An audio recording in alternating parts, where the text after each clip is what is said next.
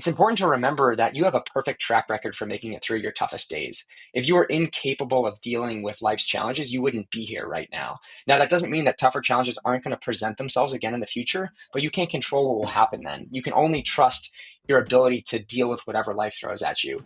And to wrap this thought up and to tie it back to the Stoic philosopher theme that I started with, Marcus Aurelius, who's a Roman emperor thousands of years ago, and he wrote he had a personal journal that he kept, which has since been published into a book. He didn't know it at the time that it was going to be published, but it was. And he had this great line which he said, "Never let the future disturb you. You will meet it, if you have to, with the same weapons of reason which today arm you against the present." So I think this year I've learned that I want to spend less time imagining the worst case scenarios, and instead I want to invest more energy in betting in my ability to handle challenges and figure them out as they come. Not sure I could really add anything more to that other than a funny caveat, which is people have always said like, "Oh, what's your like random baby name that you'd name, a future kid?" I actually think Seneca would be such a baller name for a son. Seneca Schleter, come on. That's pretty good. anyways, we'll see if that ever happens. I don't think I could get my future wife on board with that, but we'll see. Okay, my second point here is your capacity for hard work is much higher than you think.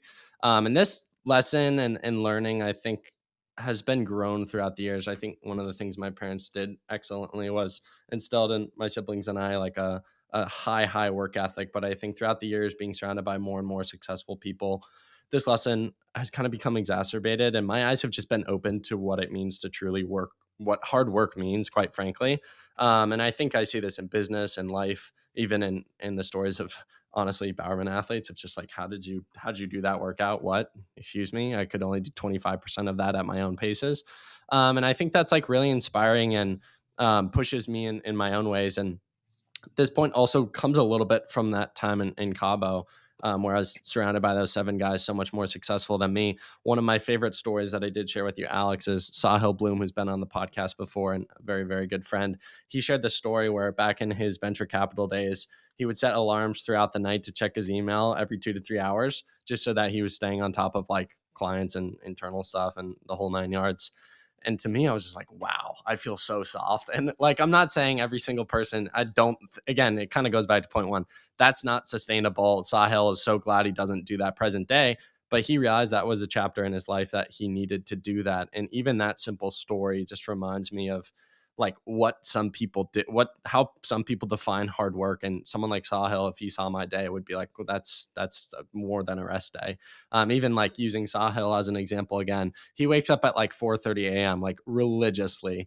Or even using someone like you as an example, like we had a conversation a few weeks ago and you were taking me through like how you structure your phone for like to optimize your life. And I was like, oh my gosh, like wow, there's so much untapped potential in terms of just like working hard and thinking more thoroughly through my life. And even in Cabo, using Sahil again, like he would wake up like 1 to 2 hours before everyone else and work like hours before anyone was awake.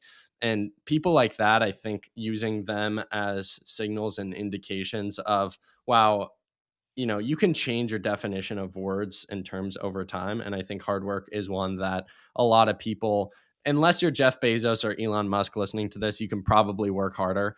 And those guys would probably say they can work harder too, which is a little scary. And yeah, I think that's just like important if you want to raise your ceiling. Like you can do way more, way better, more consistently. And I think the biggest piece here, like tangible piece here for the listener that like I really want to work on in 2025, because I work hard, but like again, that output piece, going back to the first part of this conversation, I know there's a lot of untapped potential there for me. I think that the practical takeaway is like, and I did this in my end of year review. I wrote down my ideal day and I was like, oh, okay. Like, I think I can do that for a day, and live your ideal day once and then repeat it for as long as you possibly can. And that's something I really want to do in 2025 is like, I wrote down what that ideal day looks like. I think it's manageable. And that's a big piece. Like, don't be like structured to the minute. Like give yourself some grace within a day. No day goes perfectly. Things pop up, but like try to live that ideal day and then repeat it for as long as you possibly can. And tying this back to the first part, like truly your capacity for hard work is so much higher than you think, whether that's in school, like taking another AP class or applying to another college, or in running, like doing a few more miles per week if it makes sense for you, or like pushing a little harder on a workout if it makes sense for you, or yeah, apply that to any avenue of life. And tying this up with a quote that kind of relates, but I really like it. And I don't think I've ever shared this one with you, Alex. I think you'll enjoy it.